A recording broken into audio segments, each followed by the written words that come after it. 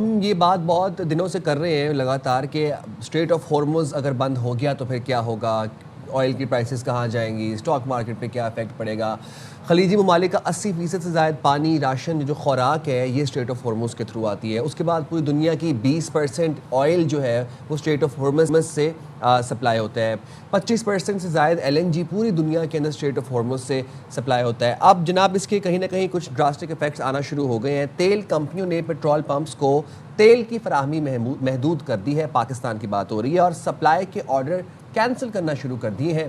آل Pakistan petrol pump ایسوسی ایشن نے صورتحال پر وزیر اعظم کو خط لکھ دیا ہے، جس میں انہوں نے کہا ہے کہ تیل کمپنیوں نے خود سے تیل فراہمی کا کوٹا مقرر کر دیا ہے۔ کمپنیوں کو پیٹرولیم مصنوعات کی فراہمی جاری رکھنے اور مصنوعی قلت پیدا کرنے سے روکا جائے۔ یہاں بھی مصنوعی قلت والا پوائنٹ بالکل، اور آل پاکستان پیٹرول پمپ اونرز ایسوسی ایشن نے وزیر اعظم سے نوٹس لینے کی ساری صورتحال میں اپیل کر دی ہے۔ اور ہم یہ دیکھ رہے ہیں جناب کہ ظاہر ایران پر حملوں کے بعد جس طرح سے سائم بتا رہے تھے آبنائے ہرمز جو ہے وہ بلاک کر دی گئی ہے، مزید 10 سے 15 دن بند رہی تو پھر ظاہر ہے قطر اور LPG کی جو پیداوار ہے، قطر میں جو LPG کی پیداوار ہے وہ ہم یہ دیکھ رہے ہیں کہ وہ بھی پیداوار نہیں ہو سکے گی، تو پاکستان پر اس کے کیا اثرات ہوں گے؟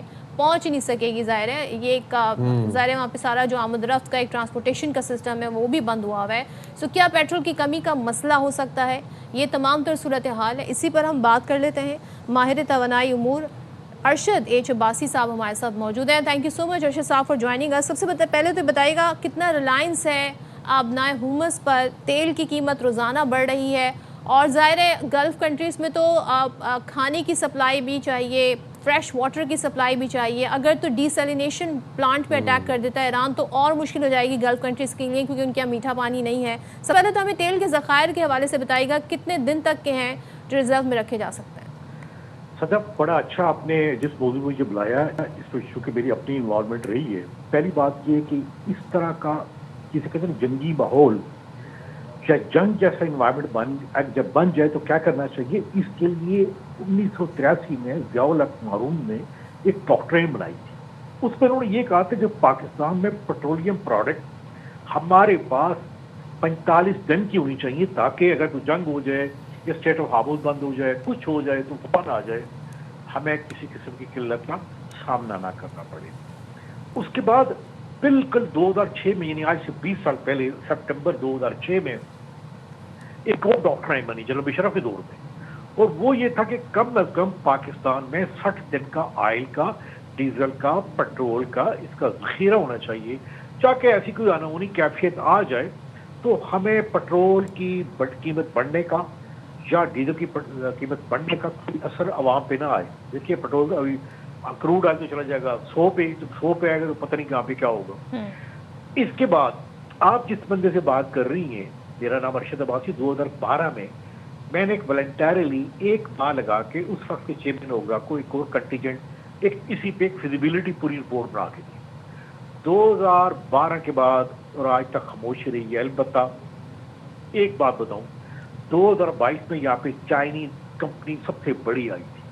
انہوں نے کہا ہے پاکستان یہ جو OGRA oil and gas regulatory authority basic ذمہ داری اس کی ہے۔ انہوں نے کہا کہ جی ہم ایسے کرتے ہیں کہ کراچی سے لے کے سست بارڈر تک، یعنی چائنیز بارڈر تک، آپ کو ہم 80 دن کی سٹوری بنا کے دیں گے، پیٹرول پمپ بھی بنا کے دیں گے، لیکن ہمارے یہ جو آئل اینڈ گیس ریگولیٹر ہے اس نے ایک میں کہتا ہوں کہ اتنا بڑا خنجر پاکستانی معیشت پہ پھینکا ہے کہ یہ اس نے چائنیز آفر ریجیکٹ کی ہے۔ اور یہ بتاؤ کہ اس میں چائنیز کا پیسہ، گورنمنٹ پاکستان کا پیسہ نہیں لگنا تھا۔ In addition to that I am the witness, $50 million انہوں نے کہا تھا اور بھی دیں گے۔ اب آپ بتائیے، ہر بندہ، میرے خیال میں ہر بندہ ویڈیو بھیج رہا ہے کہ یہ اسٹیٹ آف ہارمز میں یہ ہو جائے گا، پھر کیا ہوگا۔ اور ابھی جیسے ٹرمپ نے رات کو کہا ہے کہ یہ ابھی تقریباً کم از کم 1-2 ماہ لگ سکتے ہیں۔ 1-2 ماہ کا کیا مطلب ہے؟ یعنی 30 دن جمع 15 دن 45 دن۔ میں اگر آپ کو لاسٹ جون 12 دن رہی تھی۔ دیکھیں، اگر یہ کہتے ہیں نا ہمارے پاس 25-30 دن کا، یہ بالکل غلط ہے۔ کون اوگرا کے اوپر کبھی اعتبار کرے؟ میں نیب میں رہا ہوں، مجھے پتا کہ اس ادارے کے اوپر اعتبار کرنا بڑا مشکل ہے، لیکن اب کیا ہو سکتا ہے؟ ایک کام ہو سکتا ہے، وہ بڑا سیریس کہ جہاں پہ ہم ایک جنگ لڑ رہے ہیں فصلوں الخجارج میں، سوری افغانستان میں، سچی بات اگر مجھ سے پوچھتے ہیں تو پاکستان میں اس طرح کے ادارے، اس طرح کے جو لوگ چیئرمین اوگرا جیسے جو خنجر ہماری راشد صاحب آپ یہ بتائیے گا کہ اس وقت ہمارے پاس کتنے دنوں کا ذخیرہ موجود ہے اور ہمارے پاس کتنے دنوں کا سٹور کرنے کی کیپیسٹی موجود ہے؟ دیکھیے یہ اس کے متعلق ایک بلیک پردہ ہے. اوگرا کہہ رہی کہ ہمارے پاس تقریباً 27 دن کا ہے، لیکن ان کی اس بات پہ کون اعتبار کرے گا؟ ایک نمبر 2، میں یہ بتاؤں آج سے 3 سال پہلے میں نے ان کو کہا تھا کہ یہ ڈیٹا ریئل ٹائم آنا چاہیے کہ آپ کے پاس سٹوریج کتنی ہے اور اس پہ ڈیزل اور پٹرول کتنا فل کیا ہوا ہے. یہ ان لوگوں نے آج تک نہیں کیا. یہ ان پہ جیسے میں آپ کا ٹیلی ویژن دیکھ رہا ہوں، یہ لوگ آپ کو دیکھ رہے ہیں، یہ کیا ہے؟ یہ ریئل ٹائم. کسی کو کچھ پتا نہیں ہے کہ کیا ہو رہا ہے کیا نہیں ہو رہا. لیکن ایک بات ہے، یہ جو آئل مارکیٹنگ کمپنی میں نام نہیں لیتا، جیسے شیل ہے آپ تو چلیں گے، یہ وہ اگر یہ بناتے ہیں آئل سٹوری تو ان کو نقصان اس لیے یہ ہوتا ہے کہ انوینٹری یعنی اسٹوریج اتنا عرصہ رکھے، پٹرول کی قیمت اوپر نیچے ہوتی، ان کو ان میں کہیں نقصان بھی ہوتا. اس نقصان کی بچنے کے لیے کیا کرتے ہیں؟